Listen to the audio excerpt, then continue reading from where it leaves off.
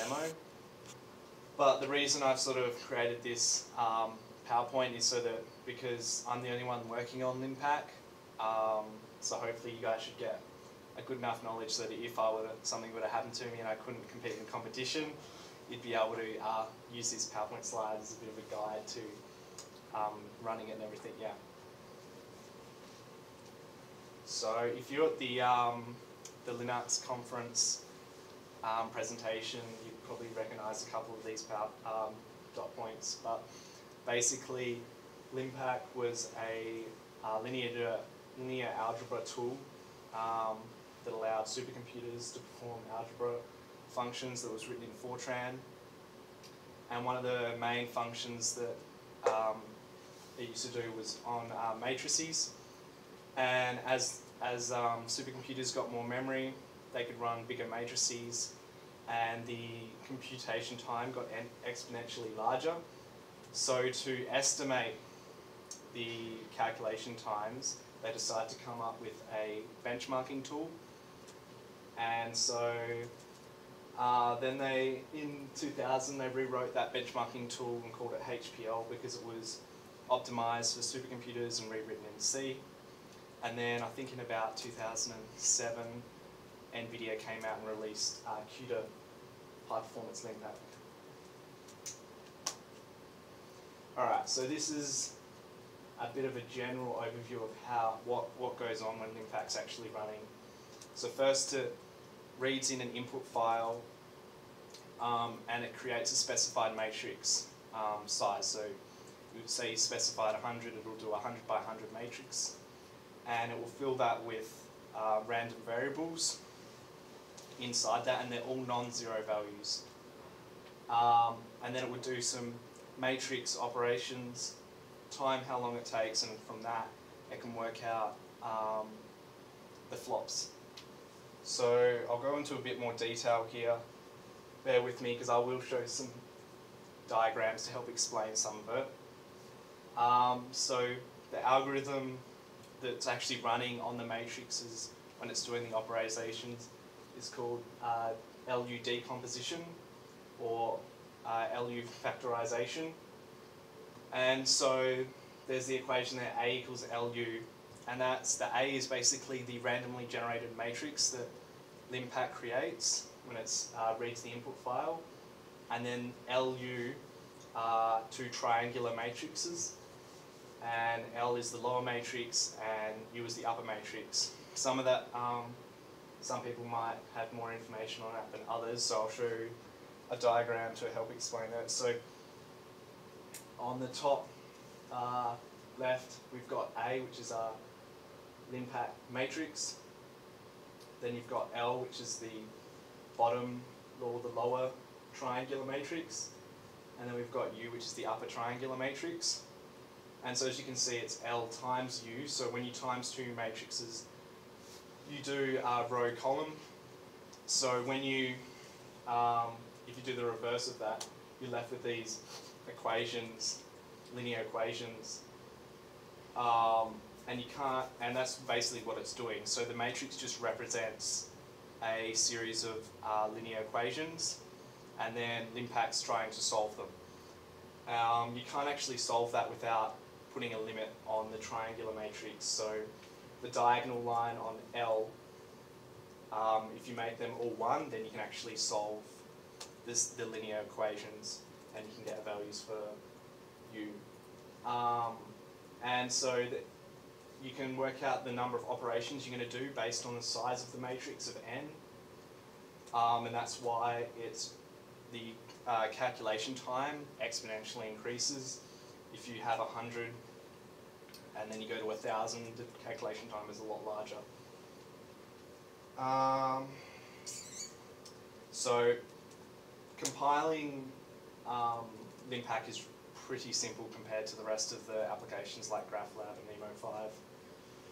You basically just configure a makefile, configure like 1 or 2 paths and a couple of compiler options, and it compiles really easily. A working version of the of the CPU version of HPL is on Git, and that's all there. And I think there's a bunch of templates that already come with HPL anyway, so that's really easily. CUDA, there's no CUDA version on HPL on Git at the moment, but there is a really good tutorial that was done by one of the employees at IBEC, which covers everything you need. I think the only issue I ran into was just variable path names and stuff. That was really simple.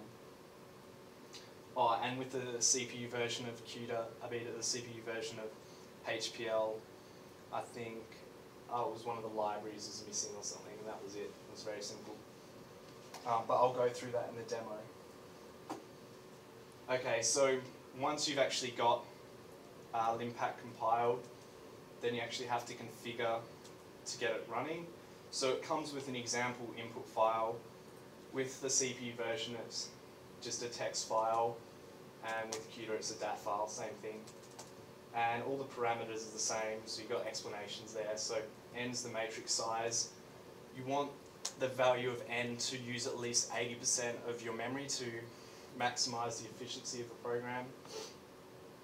The block size is, it splits up the matrix into grids. For the CPU, 96 is normally recommended. GPU's memory is faster, so they choose 768 for the GPUs. P's and Q's, they're a bit confusing, but basically the way it works is you just want, if you've got 12 processors, you might have like 2 P's and 6 Q's, because you want them to be a multiple. Could I ask a quick question? Just with the matrix size, what do you mean by use 80% for efficiency? Yeah, 80% of the memory, sorry. Does that mean you don't want to go over 80% or just try and get to 80%? Normally 80% just because if you want some left for the operating system and everything else. But there's a really good online calculator for all of that which does it for you. Okay, so you can go online, you can specify, I might show you that in the demo as well. You can go online, you can specify the gigahertz, the number of cores, the number of nodes, how much memory you've got per node, and it'll give you like a range of different values of N and NB and P and Q, and the expected impact scores for that, which is very useful. With the GPU version, it's a bit more complicated. You kind of have to do it yourself because the GPU memory doesn't really count. Okay. So yeah, here's an example of an input file that you'll see. There's a ton of different parameters there, but really the ones that make the difference is the n value, because the bigger the matrix size, the more efficiency, because you get less expense of overhead. So if you set that to something like, so 85,000, that takes about 2 or 3 minutes to run on the GPU, you'll get a pretty solid score. And if you keep running it, you won't get much fluctuation. Whereas if you run it on a lower, say 10,000, the overheads start to affect the results so much that if you keep running it, you'll get completely different results and varying quite a bit. And the P's and Q's, really the way you do it is based on, if you look just above it, it's got PMAP process mapping. Whether you're going by row or by column really affects which order, whether you put the 4 on the P or you put the 1 on the Q, because it actually does really affect performance if you do it the wrong way due to cache missing and whatnot. Okay, so you've got your HPL file configured. Now you have to create an interactive job. If you're running just the CPU version, not the GPU version, you just create a normal interactive job like you would any other time, and you just call MPI run the number of cores, and then you call the application, and it automatically detects the input file. And then if you want to see the output, you have to actually VI to the output file if you want to see the gigaflops. With the CUDA version though, you actually have to specify a couple of extra parameters, such as MPI processes.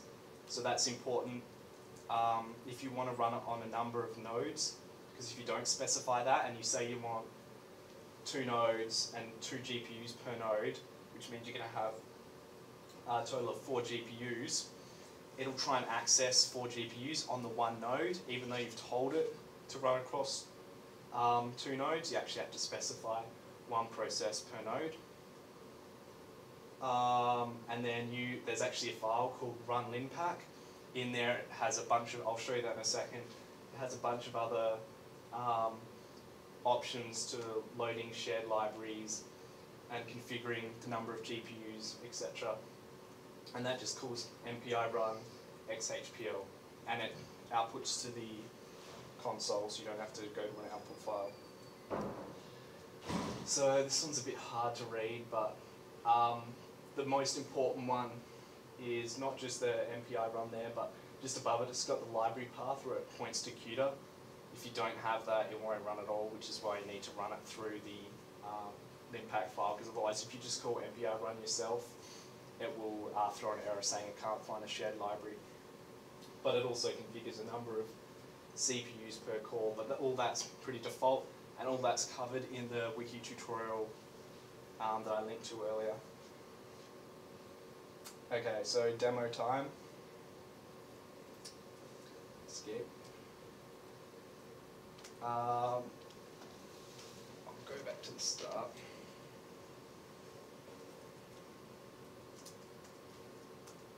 Okay, so this is what you see. Oh, you can't see that. This is what you'd see if you're in the directory of HPL. It's a bit hard to read, but just here, I'll just clear the screen. Do a command plus and text again. Okay. Yep. Oh, then you have to resize the window as well. Oh, really? Actually, it should be fine. Should be fine now? Yeah. Ah, that's a bit better. Okay, so this is what you see when you get to the file. And then we'll go to bin, and we'll go to CUDA. And so this is where the outputted executable is. So we've got HPL dat, and we've got run Linpack and XHPL, they're the import files there. If we vi hpl.dat, we have our input. So right now I'm asking for a matrix size of 15,000 and a block size of 768, and number of P's and Q's is 1, because I'm only running it on 1 GPU at the moment. Also, if you'll notice, a lot of these have a thing where it's got the number of options for the parameter underneath it. So right now I've actually told it to specify 2, but I'm only specifying 1. So what I could do, might specify 3,000, then I'll specify 15,000. So it means because you can test multiple parameters with 1 run, which is pretty useful. So you can just leave it running overnight, so you don't even have to write a bash script if you want to try multiple parameters. You can actually do it within the input file. And you can do that for pretty much every parameter. All these here, you can specify multiple options to try and test it, to try and maximize your performance. Would it then do every permutation of that? So I've specified 2, so it's going to do 3,000 once and then 15,000. If I specified another one here, say I wanted to do, make this 2 as well. Yeah, if I make this one 2 and then specify another one here, like 1,024. Yeah, it'll do. You'll get four results. So it'll do it. Cool. So yeah, it'll try every combination. So you can keep trying lots and lots and lots of combinations. But that'll just take a long time. It'll take a while, yeah. But the beauty about that is you can run it in a a non-interactive job overnight and Awesome. and at the top I've got it specified to output to the screen. But if you were to run it overnight, you tell it to output to a file. Cool. Yeah. So if we run that, I'll go to the run Linpack file so you know what it's doing. But like I said, that's the main one. But you need the library path, otherwise it won't work. Okay, so if we actually run that, it'll go off and we'll start doing it. And it's tried a couple of different ones. Now, so you see it did 768 and then 1024 for the NB. Now it's taking a lot longer because I'm doing 15,000, which is even though it's not that much bigger than it, because it's sort of like exponential in its calculation time, it will take a bit longer. One thing that's really confusing initially is that the gigaflops is done in scientific notation. So even though it says, like one there, it's got almost 3 gigaflops, and then the next one underneath it is only got 2, but it's actually 200 gigaflops and 30 gigaflops because of the scientific notation there. So I thought I was getting really bad results for a while. It was just because of the scientific notation. Yeah, so that's pretty much how to run it, and compiling it, I'll have to change direction to get to that. Well, so before you move on, it looks like you got the best results out of those 4 choices from the 1024, which is the 15,000 and the 1024. Right? You got better results than 15,000. Yeah, so in this one here, yeah, that's right, the 1024 gave me a better result. But I think you'll find that that mightn't be the case. It's just because I'm running on such a low matrix size that if I ran this test like 10 times, I'll get completely different results because the matrix size is too small. The overhead of just running it and what the operating system's doing and stuff like that really affects it, which is really annoying when you want to test. I mean, it's a 3% difference, so... Well, yeah, I thought I was just surprised because you had said the recommendation was 768. Yeah, the recommended. I did do like a test where I ran through a ton of them, but I still yet to actually do one where it goes overnight or something to really test it, because like I said, I thought I got the right answer, and then like I reran it and it got like a way worse score, and then like I ran it again and I got a completely different answer. So I mean, I can show you. So if we just run. If we just run like the test multiple times in the input file, so instead of 15,000, I'll do 3,000 again.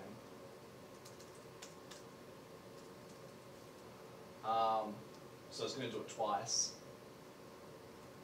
It should get different answers, hopefully.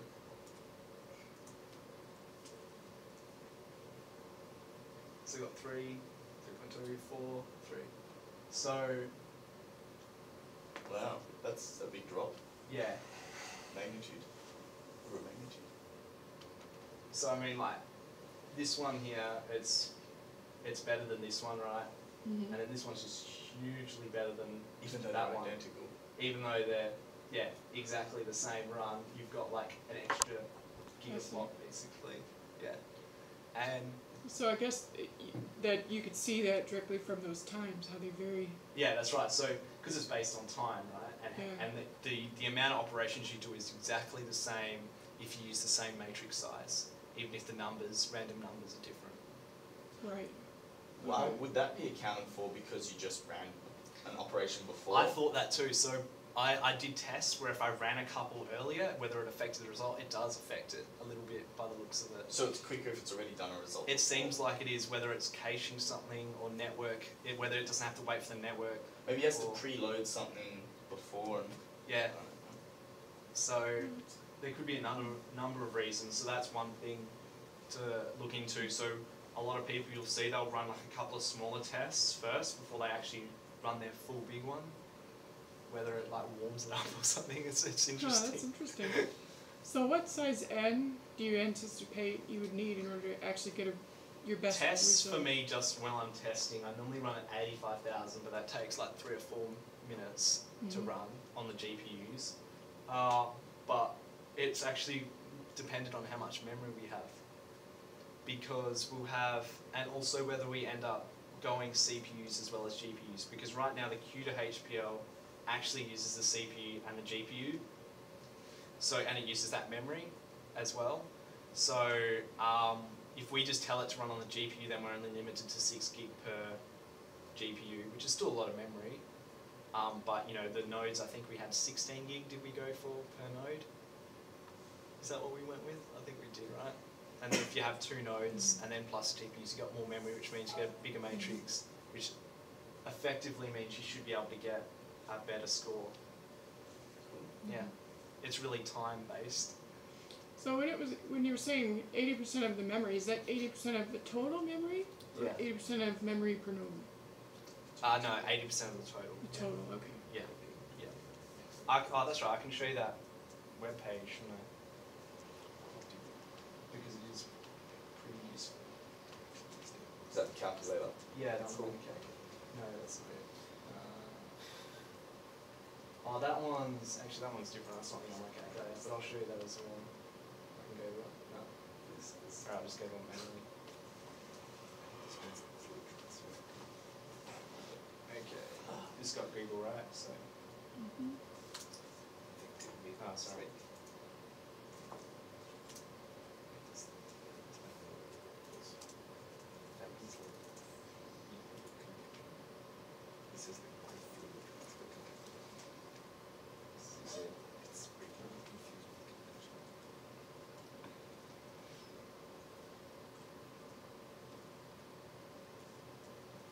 Which one is it? I think this is it. Oh, what? Okay, better. So yeah, here you specify the number of nodes. Say you've got 4 nodes. No. 5,000. Yeah, 4 nodes. Number of cores per node, we've got 12. The gigahertz, I think it's 2.8. How much memory? Yeah. And then, yeah, so operation. Say 16 minus 16. Oh, say 16 for our system, yeah. But we'd have more than 4 nodes. If we do it for us, what do we got? 8? Yeah, 8 nodes. Say we're just running on the CPU. You got 48 nodes. It doesn't. Damn. It doesn't. Yeah, it doesn't do it, yeah. Okay, That so we should got be 8, 12. Probably 16, I think, cores per node. Oh, really? Okay. It may be actually 20, but let's go with 16. Alright, we'll go with 16. And is it 2.9 then? It's like gigahertz I like. don't remember. Because we went with a fairly decent.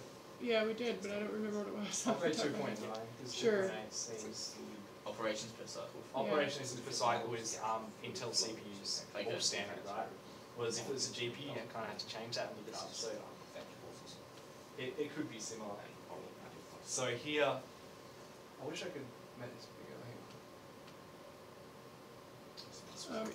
You can. There's a way to make the font bigger, but I don't So you want to do Oh, there you go. There we go. 84. So it says my efficiency is 83%. No, that's not the important bit. Go down. So yeah, scroll down. Yeah. That's what I thought. So here we go. It's giving me a possible values from my P and Q that would give me the best efficiency. Mm-hmm.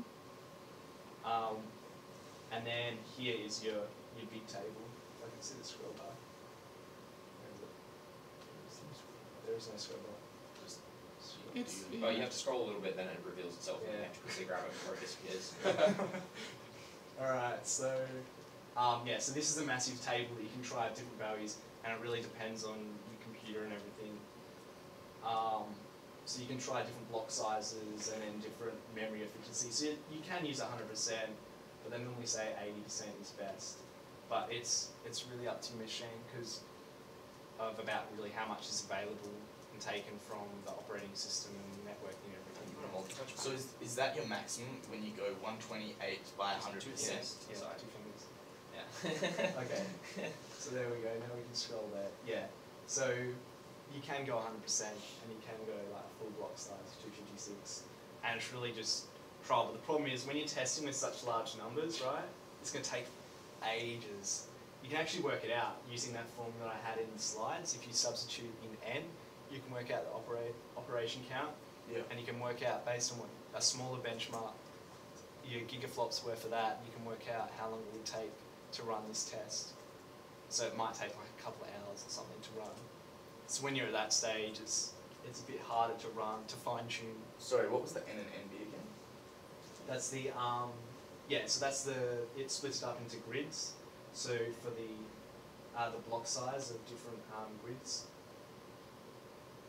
So yeah, it'll split up a bit of the matrix into a grid, and then it processes that using the P's and Q's in the order of like rows by columns. So is that why 128 gives the most? Is because that's how many processors we have? Yeah. Okay, and Yeah. a multiple of 128 will Yeah, also that's give- right. Okay, So if I scroll up to the P's and Q's again, how do you use this thing? Yeah, there you go. Yeah, so it has to be a multiple of 128 because that's how many like nodes and processors we've got if you total them. Yeah. But you'd find probably something more like 4 by 32 or 8 by 16 will provide better results depending on how the cache works, because that's really controls your caching, and that's why often a smaller block size NB size is better depending on the cache. If you've got a bigger cache, you probably want a bigger block size. So yeah, that's pretty much Linpack and how to use it. And I'll quickly show the tutorial links so you guys can see that as well. That was it. Yep. Let's see. What do I do with that?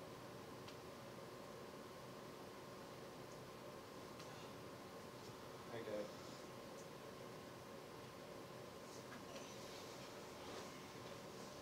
Yeah, so this tutorial was pretty straightforward.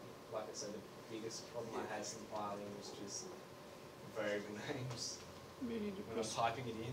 You may need to press enter or something. What did I do? Just press enter there. Press enter? Okay, I thought I saw it later for a second. That was a long word. I guess I can look it up. Take its time. It's like a pretty small website. It's very simple. Go ahead. Cancel. Okay, HBM computer. What's it doing? It's there. It's there. You got it. Oh, okay. Just had a bit of a moment to do. Alright, so yeah, this is a tutorial. It's got like step-by-step instructions. I think and that's right, the only thing I had to change was because I think our files are in a different directory or something like that. Okay. But that was about it. Everything you just pretty much copy straight from this step-by-step tutorial. And just make sure when you're doing your interactive job you specify MPI processors equals 1, because that was one of the things I hit when I was trying to run it across multiple nodes. It won't work. So yeah, that's it. Questions?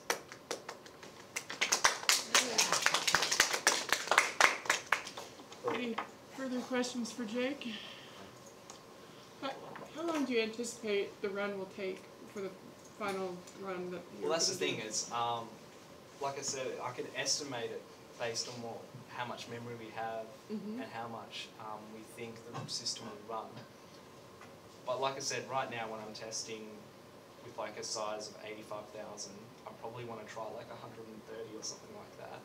That takes 10 minutes, so it's probably going to at least be like half an hour to an hour. Is what I'll be aiming for. But if I get more efficiency by running longer and we can run longer, I would like to do that.